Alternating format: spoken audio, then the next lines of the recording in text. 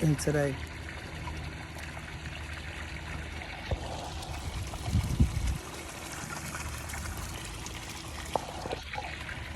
As I see her, it's been 30 days. I had to bury my closest friend, my ride or die, the person that was next to me just like God. They loved me unconditional through going to prison, drugs, alcohol. When I made a mistake, she's gone, my granny. And sometimes people just want you to bounce back to normal. How do you do that? Living out your past trauma today. Abandonment, you feel rejection. You're so irritated, everything anybody say. You're like, if it don't make sense, make it make sense. Paying bills on my own, with Jesus' help, don't get it twisted. And I figured out people don't understand your trauma. You're the only one that can understand your trauma.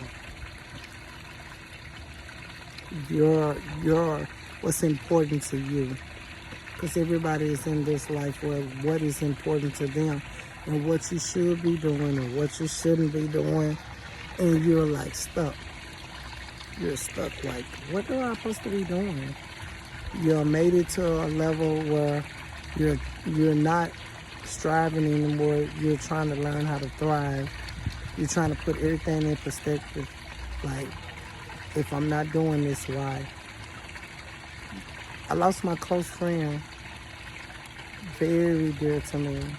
My granny, like, I could talk to her about anything. I could call her for $1 million.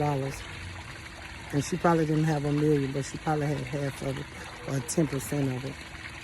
And it wasn't the money, it was our friendship. Picking up the phone. How do you live out that past trauma?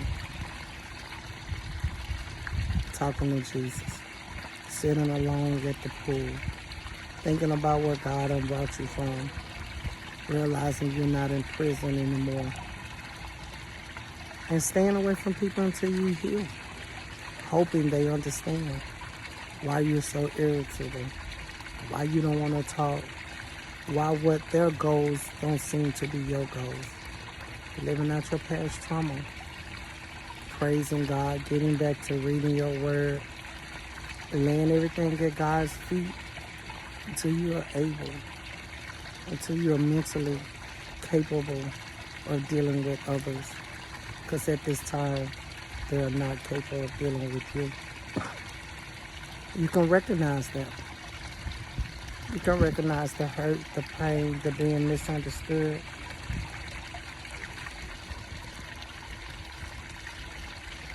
Because they don't understand you.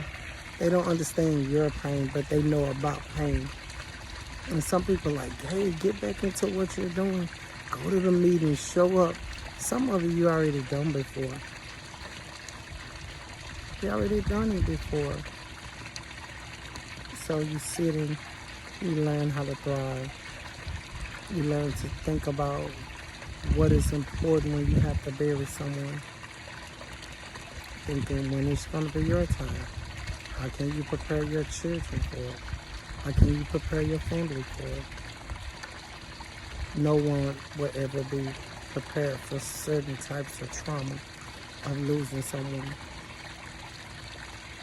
You just got to keep your feet up, keep continuing to pray, and just ask God to give everyone understanding until you get